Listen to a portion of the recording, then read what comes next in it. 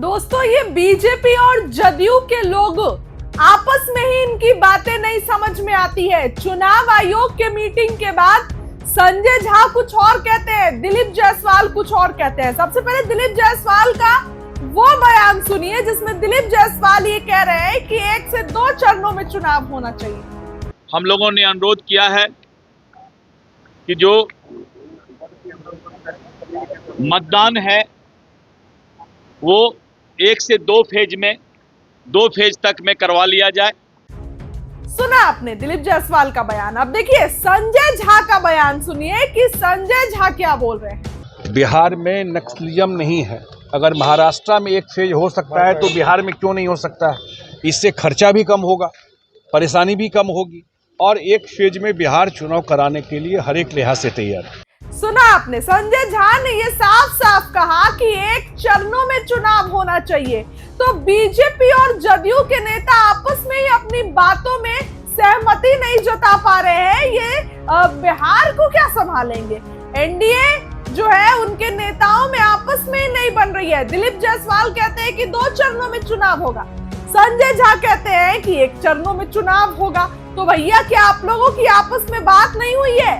क्या आप लोगों के बीच आपस में डिस्कस नहीं हुआ है? चुनाव आयोग की आज बड़ी मीटिंग थी और इस बड़ी मीटिंग से निकलने के बाद दोनों नेता एक ही पार्टी के अलग अलग जवाब दे रहे हैं, वो भी इस मुद्दे पर कि बिहार में कितने चरण में चुनाव होना चाहिए। संजय झा तो सीधे बोलते हैं कि 1 चरण में चुनाव होना चाहिए। अब चुनाव में ज्यादा समय नहीं रह गया है, किसी भी दिन चुनाव की तारीखों का ऐलान हो सकता है। कल यानी कि रविवार को चुनाव आयोग की एक और मीटिंग है और उसके बाद चर्चाएं हैं कि सोमवार से लेकर मंगलवार इन 2 दिनों के बीच चुनाव के तारीखों का ऐलान हो सकता है। इन 2 दिनों में कभी भी चुनाव के तारीखों का ऐलान हो सकता है। चुनाव आयोग फिलहाल दौरे पर है, 2 दिवसीय बिहार दौरे पर। भाजपा की भी आज मीटिंग है, लेकिन दोनों नेता अपना अलग अलग बयान दे रहे हैं। पूरा बयान आपने भी सुना दिलीप जायसवाल का और संजय झा का। ये पूरा वीडियो देखिए क्या कुछ कह रहे हैं दिलीप जायसवाल और संजय झा। चुनाव आयोग को सबसे पहले भारतीय जनता पार्टी ने बधाई दिया कि 100 समय पारदर्शी और बेहतर तरीके से मतदाता सूची का प्रकाशन किया गया। इसके लिए चुनाव आयोग को बधाई के पात्र हैं। हम लोगों ने कुछ सुझाव दिए हैं कि जो बिहार में चुनाव हो रहा है, चुनाव के 1 दिन पहले या 2 दिन पहले पैरामिलिट्री फोर्स जो हमारे पिछड़े समाज, अति पिछड़े समाज, दलित समाज का गांव है, वहां पर उनका जो है पैरामिलिट्री फोर्स का उपलब्धता और उनका जो है वहां पर मार्च कराया जाए, जिससे कि वोटर के बीच कॉन्फिडेंस जगे कि उनको किसी तरह का कोई दबाव नहीं डाला जाएगा। इसके साथ साथ हम लोगों ने जो दियारा क्षेत्र है, टाल क्षेत्र है, नदी के और बांध के अंदर जो लोग गांव सब है, वहां पर घुड़सवार की व्यवस्था की जाए, क्योंकि वहां पर बूथ लूटने की ज्यादा संभावना बनती है। विगत चुनाव में कुछ शिकायत मिला था कि वोटर पर्ची जो है सही समय पर मतदाता को नहीं पहुंच पाया। हम लोगों ने चुनाव आयोग से अनुरोध किया है कि वोटर पर्ची समय पर मतदाता को पहुंचाया जाए, लेकिन उसको पहचान का आधार नहीं बनाया जाए। इसके साथ साथ एसएमएस के माध्यम से और वेबकास्टिंग के माध्यम से जो है 1 दिन और 2 दिन पहले मतदाता को अलर्ट किया जाए कि आपके क्षेत्र में कल या परसों चुनाव होने वाला है। और इसके साथ साथ सीसीटीवी कैमरा से भी जो है उसका पूरा जो है देखने का काम, मॉनिटरिंग करने का काम किया जाए। और इसके साथ साथ हम लोगों ने अनुरोध किया है कि जो मतदान है वो 1 से 2 फेज में 2 फेज तक में करवा लिया जाए, क्योंकि ज़्यादा फेज होने से इस पर जो है मतदाता को भी और जो हमारे उम्मीदवार होते हैं उनका भी खर्च भी बढ़ता है और सारा चीज इंस्टीट्यूशन जो है इससे बाधित भी होता है।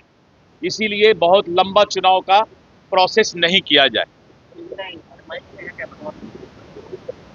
और हम लोगों ने कहा है कि जो भी महिलाएं या पुरुष वोट डालने जाते हैं, विशेष करके महिलाएं, उनको जो है पूरा सुरक्षा प्रदान किया जाए और जो पर्दानशीन औरतें हैं उनका भी महिलाओं के द्वारा वोटर कार्ड के माध्यम से चेहरे का मिलान जरूर कराया जाए, जिससे क्या कि जेन्युइन वोटर को वोट डालने का अधिकार मिल सके।